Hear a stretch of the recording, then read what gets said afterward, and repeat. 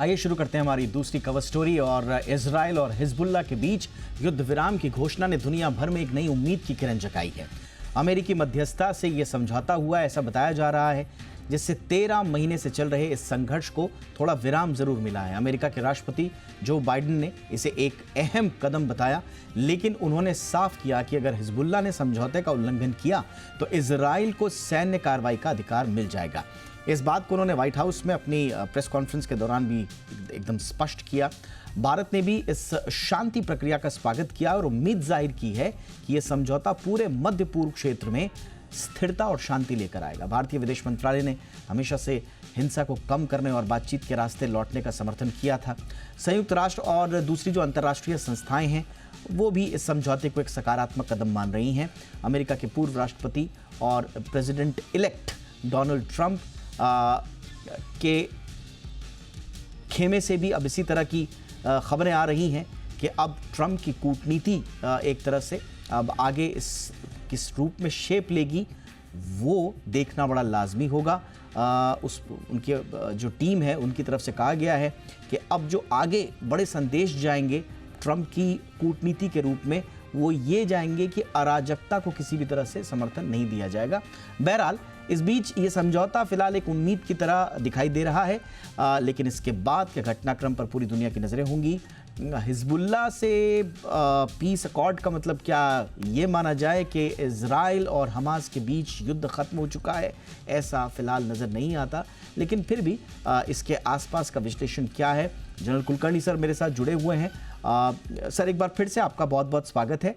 Sir इस समझौते से, इस पीस अकॉर्ड से कितना उम्मीद हम जाहिर करें, और अभी भी क्या कुछ वल्नरेबिलिटीज़ हैं जिनको लेकर हमें थोड़ा सतर्क रहना चाहिए? बहुत बहुत धन्यवाद। मैं कहूँगा ज़रूर इसमें कोई शक नहीं कि ये जो सीज़फायर है एक सकारात्मक कदम है और यूएस एडमिनिस्ट्रेशन के द्वारा ही ये हो पाया है।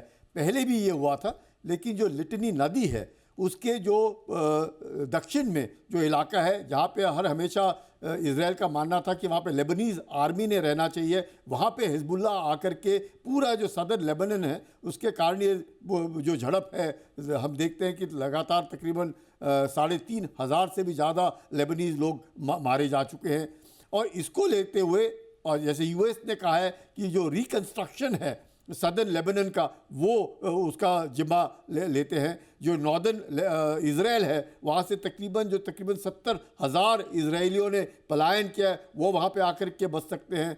सदर्न जो लेबनन है जिसका तकरीबन मैं कहूँगा कि गाज़ा पट्टी के जैसे हाल बना दिया था इजराइल ने, उसके रिकन्स्ट्रक्शन के लिए है। बहुत ज़रूरी होगा कि यूएन के ही द्वारा इसको पूरा मॉनिटर किया जाएगा। लेकिन लिटनी नदी के दक्षिण में जो इलाका है जिसको हम साउथ लेबनन कहते हैं, वहाँ पे हिजबुल्लाह का जो है दबदबा नहीं रहेगा।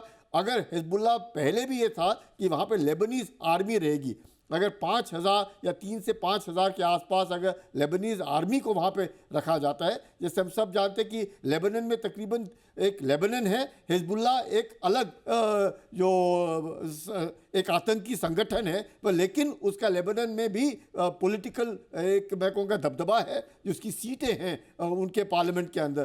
तो एक तरीके से क्रिश्चियन समुदाय है, शिया है, सुन्नी है, तकरीबन 30% के आसपास इन सब की आबादी है। तो जब लेबनन चार्ज लेगा, उम्मीद करते हैं कि हिजबुल्लाह जो है इस तरीका, और हिजबुल्लाह जो है वो ईरान के द्वारा कंट्रोल में लाया जाता है, तो ईरान के ऊपर भी चेक रहेगा, कंट्रोल रहेगा। हिजबुल्लाह जो शुरू से कहता आया है कि हमास के साथ जब तक आप ये नहीं करेंगे, नेगोशिएट नहीं करेंगे, सीज फायर नहीं करेंगे, तब तक वो इजराइल को तंग करेगा, वो ख़त्म हो गया है, क्योंकि गाज़ा पट्टी जो है वो तो पूरी ही तबाह हो चुकी है। तो मुझे लगता है एक बहुत सकारात्मक कदम, और स्पेशली ट्रंप के एडमिनिस्ट्रेशन आने से पहले ही बाइडेन एडमिनिस्ट्रेशन, अमेरिका तो इजराइल के साथ खड़ा है, इसमें कोई शक नहीं, और ये बहुत अच्छा कदम उठाया है। उम्मीद करते हैं ये सीज फायर टिकेगा और मिडल ईस्ट में मुझे लगता है एक शांति प्रक्रिया शुरू होगी। जनरल कुलकर्णी साहब, अब ये लेबनान ट्रूस जिसे कहा जा रहा है, क्या ये आगे चलकर फाइनली एक इजराइल हमास सीज फायर का रूप ले पाएगा, या फाइनली क्या हम देखेंगे कि अब युद्ध की औपचारिक एक तरह से समाप्ति की घोषणा होगी? क्योंकि खबर ये बता रही है कि शायद हमास भी रेडी है कि वो भी अब एक फाइनल टेबल पर आकर बातचीत करना चाहे, लेकिन फिर नेतन्याहू इसके लिए रेडी होंगे या नहीं होंगे? अभी आपको क्या लग रहा है सर इस मामले में? देखिएगा, मुझे लगता है कि इजराइल भी अब परेशान है। 18 महीने से लगातार जिस प्रकार से युद्ध चल रहा है और इजराइल को भी परेशानी है। इजराइल भी अपने आदमी गंवा रहा है। इजराइल में देखा कि आप नॉर्दर्न इजराइल से तकरीबन 70,000 लोग उनके भी पलायन कर चुके हैं। तो वहाँ पे भी स्कूल के बच्चे, वहाँ पे परेशानी, वहाँ पे इजराइल के अंदर छोटा सा देश है, ये सब पलायन किए हुए लोगों को उन्होंने संभालना है। उधर दिक्कत है, वह गाज़ा पट्टी में जिस प्रकार से है, प्लस जितने भी है इजराइल के आईडीएफ है उसमें भी परेशानी है, ड्रग्स, ये वो दुनिया भर की परेशानी। तो इजराइल भी चाहता है कि इजराइल ने मैसेज दे दिया है कि अगर कोई भी आतंकी संगठन अगर यहूदियों को परेशान करेगा या ये समझता है कि यहूदियों को समुद्र में ढकेलने की काबिलियत रखता है तो वो भूल जाए।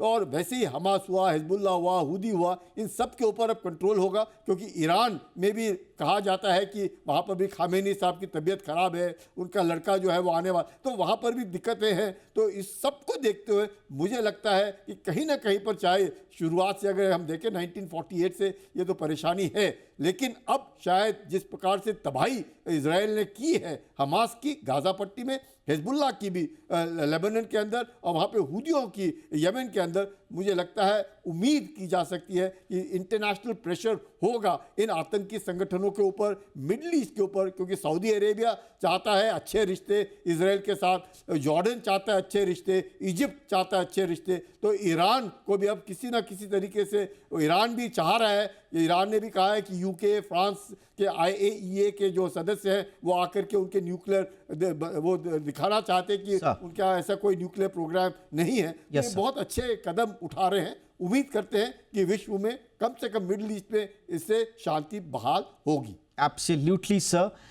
इजराइल हमास का युद्ध जब से शुरू हुआ है ये 418वां दिन है, और अगर हिजबुल्ला के साथ ये पीस अकॉर्ड या ट्रूस, जिसे भी जो भी आप कहें, अगर ये आगे चलकर इस पूरे युद्ध को रोक पाने में कामयाब हो पाता है तो ये पूरी दुनिया के लिए, न सिर्फ मिडिल ईस्ट के लिए बल्कि पूरी दुनिया के लिए एक बड़ी खबर होगी। इसी उम्मीद के साथ कि आने वाले दिनों में शांति बहाल हो, जो सप्लाई कॉन्स्ट्रेंट्स हैं, जो सप्लाई चेन इश्यूज़ हैं, इसकी वजह से पूरे ग्लोबल इम्पैक्ट्स जो पड़े हैं वो सब सुधरें, पटरी पर जीवन पूरे अंतर्राष्ट्रीय जियोपॉलिटिक्स का वापस आए, इसी उम्मीद के साथ thank you so much sir. बहुत ही वैल्यूएबल इंसाइट्स आपने दिए सर हमारे दर्शकों के लिए। Thank you general Sanjay Kulkarni sir, आपका हमारे लिए। थैंक यू वक्त निकालने के लिए।